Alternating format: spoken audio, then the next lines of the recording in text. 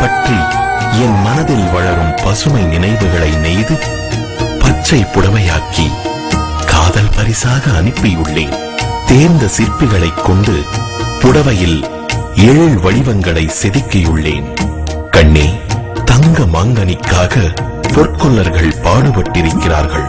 பச்சை பட்டுடுத்தி நீ மெல்ல நடந்து வரும் அழகை கண்டு நாணியது நந்தவனம், பூத்தது எந்தன் மனம்.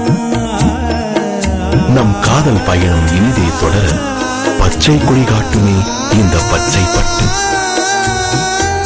காவிய காதல் பட்டுகளுக்கு போத்தீஸ்.